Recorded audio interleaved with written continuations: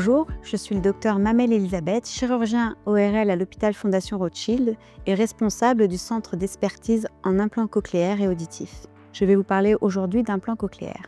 La surdité est une atteinte sensorielle qui va engendrer des répercussions dans les domaines social, émotionnel et cognitif chez le patient, avec des répercussions dans ses interactions avec le monde réel et la communication à autrui. En particulier, les patients atteints de surdité sévère à profonde vont avoir une altération majeure dans l'accès au langage, à l'information et à l'autonomie.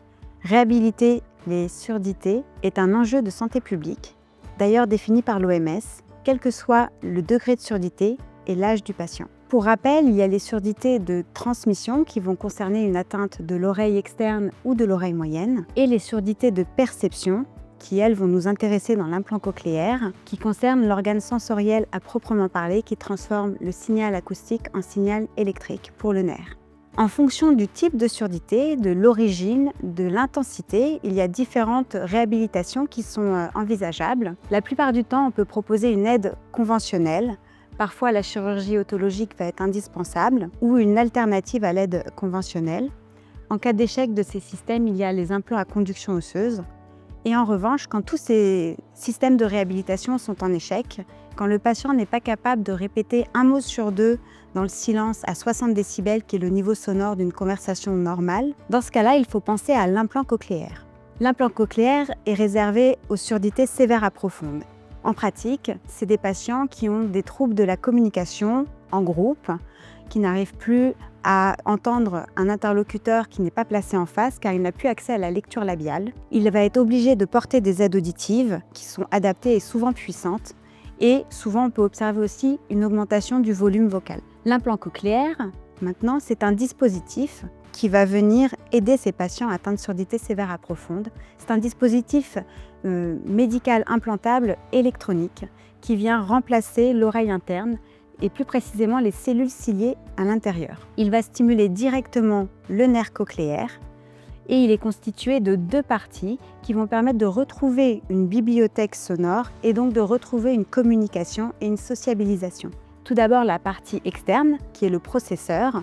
Il possède un aimant pour communiquer à travers la peau avec la partie interne qui possède également un aimant, deux microphones et un système de charge, soit batterie, soit pile. Il y a des processeurs dits contours, comme vous pouvez voir ici, ou des processeurs boutons qui vont se placer directement en regard de l'aimant. Il y a 3 marques pour l'implant cochléaire, AB, Cochlear et Medel, qui chacune ont des spécificités dans la stratégie du codage, dans la forme de l'électrode ou du processeur, et on va adapter en fait au profil du patient la marque. Il y a ensuite la partie interne qui est constituée d'un aimant, le dispositif pour la transmission et le signal électrique, et le porte-électrode qui, lui, va être inséré dans la cochlée, autour du nerf cochléaire, et qui va stimuler ce dernier. On peut voir ici donc une partie interne, à quoi ça ressemble, et différents types d'électrodes qui vont varier selon leur taille, leur diamètre, mais aussi leur forme.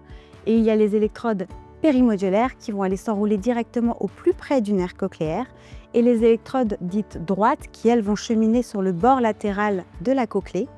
Et donc, on va réserver plutôt dans les chirurgies pour préserver l'audition.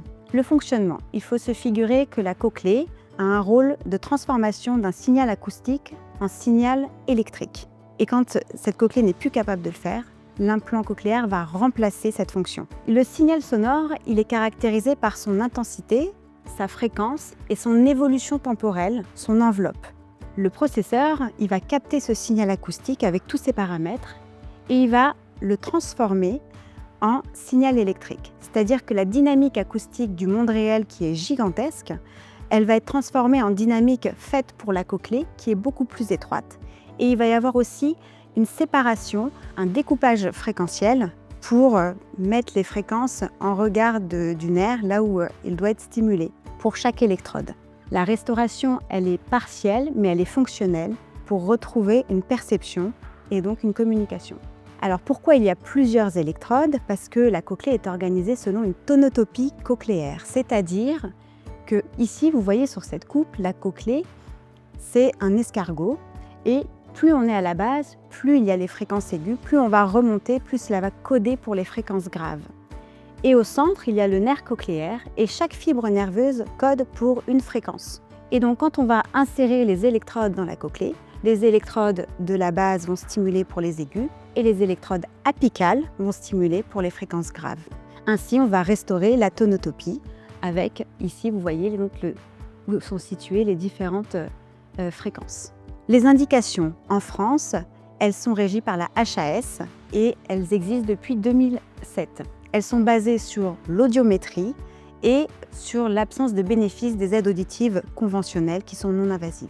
Elles sont régulièrement revues avec des critères d'extension. C'est un dispositif qui est remboursé par la Sécurité sociale à 100% et le patient peut bénéficier d'un forfait pour l'entretien de son processeur et pour aussi avoir un système de charge fonctionnel au cours du temps. Enfin, comme c'est un système électrique, il peut être renouvelé tous les 5 ans car il y a l'usage.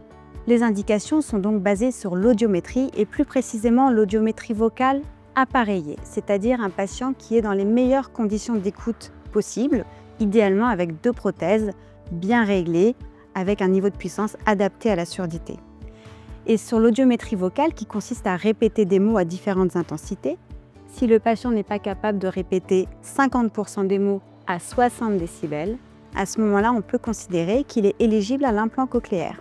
La principale indication, c'est donc la surdité de perception sévère à profonde chez un patient appareillé dans des bonnes conditions, mais qui n'arrive pas à avoir une communication correcte.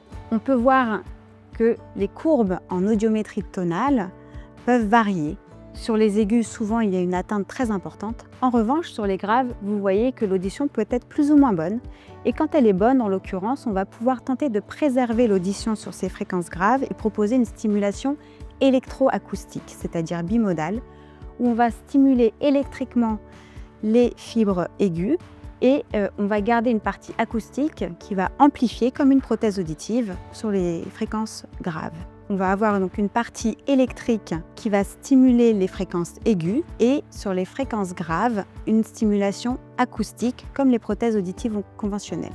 Pour les patients qui ont une surdité asymétrique, il y a aussi des indications. Les patients qui ont des surdités fluctuantes sur leur meilleure oreille, où il va être difficile de proposer un appareillage car il n'est pas capable de s'adapter au jour le jour à l'audition du patient.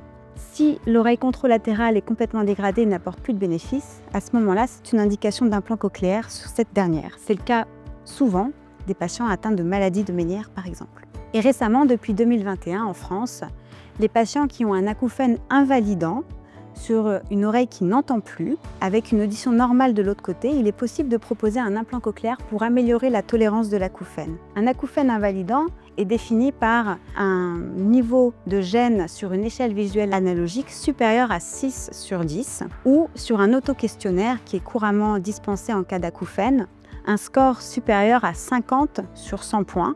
Dans ces cas-là, ces patients peuvent prétendre à l'implant cochléaire pour l'acouphène. Concernant l'indication d'implant cochléaire bilatéral, il y a des indications assez restreintes et qui concernent les patients atteints de méningite ou de fracture du rocher bilatéral. Dans ces cas, il faut implanter en urgence ces patients car il y a un risque d'ossification et donc de ne plus pouvoir positionner le porte-électrode dans la cochlée. La bilatéralisation, donc chez un patient déjà implanté d'un côté, c'est quand il va perdre le bénéfice de l'autre côté, sur sa meilleure oreille appareillée et que la prothèse ne va plus servir à grand-chose. Dans ce cas-là, on pourra proposer une bilatéralisation. La prise en charge du patient candidat à l'implant cochléaire, elle se fait dans des centres référents. Il y en a plus de 30 en France, qui sont composés d'une équipe pluridisciplinaire avec des médecins ORL, orthophonistes, psychologues, régleurs, audioprothésistes et toute une équipe paramédicale centrée sur le parcours de soins du patient. Il y a bien évidemment des liens fonctionnels avec les différents services hospitaliers, comme la radiologie, la génétique et l'anesthésie. Il y a aussi des liens fonctionnels assez forts avec les associations de patients qui peuvent être présentes ou non sur le site pour informer les patients candidats à l'implant sur ce que c'est que vivre avec un implant cochléaire, car ils sont les plus à même d'en discuter. Le parcours de soins, il est assez systématisé dans les centres et sujet de recommandation. Il faut d'abord faire un bilan complet d'imagerie et de la communication et à l'issue de ce bilan complet fait dans le centre, il va y avoir une discussion pluridisciplinaire en RCP pour valider l'indication, le côté et proposer un parcours de soins adapté aux patients. Ensuite, il va y avoir la pose de la partie interne par voie chirurgicale. Et 7 jours plus tard, on va pouvoir proposer une activation de l'implant. On va brancher le processeur et il va y avoir ensuite toute une série de réglages pour s'adapter à l'évolution sur les premiers mois. La rééducation orthophonique est indispensable pour au moins 3 mois, jusqu'à parfois 1 an et plus, pour permettre de comprendre ce que le patient va entendre avec ce nouveau dispositif. Et enfin, un suivi annuel est recommandé avec l'arrivée du télésoin également. La décision d'implant cochléaire, elle nécessite de prendre en compte certains paramètres pour valider l'indication, l'origine de la surdité, l'âge et la durée de privation auditive principalement, qui sont des facteurs pronostiques. Lors de la réunion de concertation pluridisciplinaire, on va généralement décider du côté qu'on va implanter, le moins bon côté en général, et on va essayer de garder la meilleure oreille et de l'appareiller et de maintenir un appareillage qui va pouvoir communiquer avec l'implant. Le choix du côté, de la marque, le type de porte-électrode, le type de processeur et le type de suivi est décidé de façon collégiale lors de cette RCP. Avec l'avancée des nouvelles technologies, la médecine concernant l'implant cochléaire est de plus en plus sur mesure, où on va adapter par exemple la taille de l'électrode à l'anatomie en préopératoire avec des logiciels de radiologie. On va aussi faire des insertions de plus en plus atraumatiques, surtout pour les patients qui ont de l'audition résiduelle. Et on va pouvoir aussi permettre de faire des mesures pendant l'intervention qui vont permettre aussi de guider le régleur pour la suite du parcours et d'avoir des informations précieuses pour améliorer la prise en charge du patient. La chirurgie va se dérouler sous anesthésie générale, en ambulatoire quand c'est possible. Elle dure environ 1h30 à 2h et se réalise sous microscope. En post-opératoire, un scanner va être nécessaire pour contrôler le bon positionnement des électrodes dans la cochlée. La voie d'abord va se faire derrière l'oreille, où on va aller faire ce qu'on appelle une mastoïdectomie, un fraisage de l'os pour accéder à l'oreille derrière celle-ci. Une fois qu'on a accédé à l'oreille moyenne, on va creuser une logette dans l'os derrière pour y insérer la partie interne. C'est une chirurgie qui est réalisée sous monitoring du nerf facial pour avoir une alerte quand on s'en approche, parce qu'on doit passer juste au-dessus pour aller glisser les électrodes. Il y a des mesures péropératoires qui sont réalisées, et celle-ci est réalisée avec des médecins experts, avec des insertions de plus en plus atraumatiques, donc on peut dire que c'est un geste totalement sécurisé. Les complications sont rares, de l'ordre de 6%. Les plus fréquents sont les vertiges, très souvent transitoires. Il peut y avoir aussi parfois des troubles du goût, des acouphènes variables. Les paralysies faciales sont exceptionnelles et récupèrent toujours après une prise en charge adaptée. Enfin, il y a des complications exceptionnelles de l'ordre de l'anesthésie hémorragique ou des infections de parties internes. Vous pouvez voir ici le principal geste dans cette chirurgie, qui est l'abord de la fenêtre ronde. C'est la fenêtre cochléaire, l'ouverture vers l'oreille interne, et c'est par là qu'on va passer pour glisser le porte-électrode. On va l'inciser et au fur et à mesure rentrer les électrodes de façon manuelle ou de plus en plus de façon robotisée. Vous pouvez voir sur le schéma ici comment chemine le porte-électrode dans la cochlée durant l'insertion. Quels sont les bénéfices de l'implant cochléaire? L'implant cochléaire va permettre de restaurer une compréhension, mais ce n'est pas une greffe d'oreille, ça reste une prothèse implantée.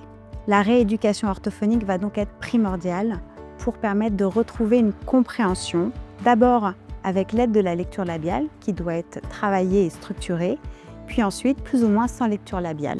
On va restaurer l'alerte, la perception de l'environnement, la localisation des sons, la compréhension. On va aussi améliorer le niveau sonore et enfin l'utilisation du téléphone, si précieuse de nos jours. On voit ici qu'à peu près 64% des patients trouvent que leur audition est naturelle avec l'implant cochléaire. Et dans le reste des cas, l'audition va plutôt avoir une voix un peu robotisée, une voix de canard ou un peu métallique. C'est au bout de 3 à 6 mois que les performances avec l'implant cochléaire vont se stabiliser dans le temps et à 12 mois, on peut avoir une idée de ce qui va être à long terme. Cela va permettre donc de resociabiliser, d'améliorer de façon significative la qualité de vie. Et pour les acouphènes, quand le patient va porter l'implant cochléaire, ça lui permettra de ne plus entendre l'acouphène, mais plutôt ce qui l'entoure. Quelques chiffres. L'implant cochléaire donc, a connu de nombreuses avancées. Depuis les premières implantations dans les années 50, on en fait à peu près aujourd'hui 1800 par an, enfants ou adultes confondus en France. C'est encore bien insuffisant car il y a encore un manque d'information et donc il est nécessaire d'améliorer l'accès à l'implant par l'information des professionnels, mais aussi du grand public. Le télésoin pourrait aussi être un bon outil pour permettre aussi aux populations plus loin des centres référents et des grandes villes d'accéder à l'implant cochléaire parce que ça peut être un frein, la distance et les déplacements. Enfin, la moyenne d'âge à l'implantation en France est de 65 ans et il est nécessaire aussi d'avancer cet âge pour éviter que les patients passent trop de temps dans l'isolement.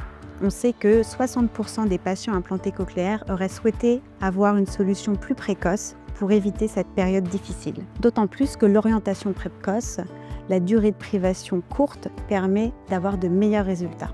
Pour conclure, l'implant cochléaire est une solution disruptive dans la prise en charge du patient atteint de surdité sévère à profonde, car il permet vraiment de sortir le patient de l'isolement dans lequel il se trouve et de retrouver une communication et une réouverture sur le monde extérieur. Pour plus d'informations, n'hésitez pas à vous rendre sur le site de l'hôpital Fondation Rothschild dans la rubrique Implant cochléaire. Je vous remercie pour votre attention.